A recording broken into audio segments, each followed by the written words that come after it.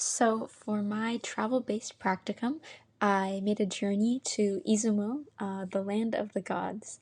I set out with the intention of visiting a few major shrines and some smaller ones right in Izumo City, crossing the Hi River, tasting iconic Izumo soba and various other snacks, and seeing a couple other Shinto-related spots. It took me about 5.5 hours to get to Izumo from Hirakata, taking the train first to Osaka, then hopping on a bus to Yonago, which was the longest leg of the transit at about 4 hours. Then I took a JR line train from Yonago to Izumo, Izumo Station specifically. The weather was pretty nice on this day, so I got to see a lot of Japan's beautiful mountains, rivers, and countryside. When I headed home, I just took the same route in reverse.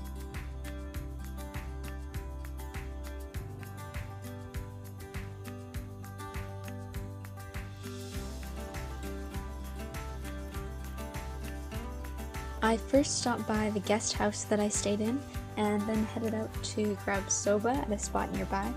It was already late, so I didn't go too far, but I did check out the city and a couple statues depicting some iconic Shinto moments, as well as a street named after Yamato no Orochi. I headed out early the next day as I had a lot planned. I started with some breakfast treats from a little bakery and visited a couple local shrines that were totally deserted at the time. The first shrine was a Yakumo Jinja shrine. It was guarded by dragons rather than Koma Inu. It's dedicated to Susanoo, and there was a stone tablet that described his battle with Yamato no Orochi. The second shrine that I went to was a little Inari shrine. There was no info about it, but there was a row of torii gates and a bunch of Inari fox figures by the offering box.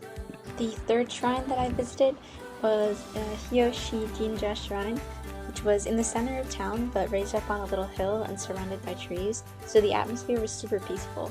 It enshrined Okuninushi and Oyamukui, the god of sake. This one had even more Inari fox figures, and I was actually able to get a shoe-in here. After this, I hopped on a bus towards Izumo Taisha.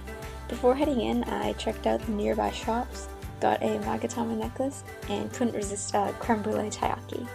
The walk up to Izumo Taisha was lined with gardens, grass, and a really good view of the mountains. Izumo Taisha was of course the busiest shrine I'd been to so far, but it still wasn't too crowded today.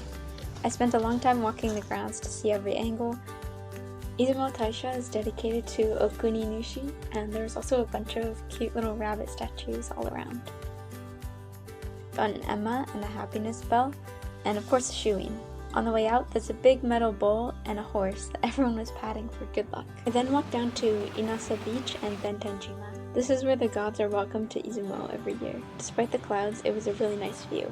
Next, I got back on the bus and headed up the coastline to Hinomiisaki Shrine. There are two honden here, the first enshrining Amaterasu and the second for Susanoo. There's also a little Inari shrine. It was really beautiful, and I got a shoe-in here as well. My last major stop for this trip was Hinomiisaki Lighthouse, which was a short walk away. The climb up to the top had far too many steps, but the view was totally worth it. The mountains and the rocky coastline were absolutely stunning, and I spent way too long sitting up here watching the seabirds. I originally wanted to watch the sunset here too, as it's considered to be sacred or healing, but due to the clouds and impending rain, it unfortunately didn't pan out. Either way, it was pretty awesome. The time I had on my last day was pretty limited. I intended to go to the Izumo Folk Crafts Museum, but it was unexpectedly closed. I also visited the Hi River, but the nasty weather made it a bit less appealing than I hoped. After a soggy walk back to the station, I headed home. To conclude, although I wasn't able to see all the spots I had hoped to, the places I was able to visit were totally amazing and well worth the trek out here. As my interest and passion for Shinto has grown over the course of the semester, being able to see so many iconic locations with my own eyes was very fulfilling. I learned a bunch at each spot and was able to visualize many important moments that we've read about in the Kojiki. Seeing personifications of Kami was also such a treat. This is an awesome trip and a great way for me to close out my experience in this course with a bang.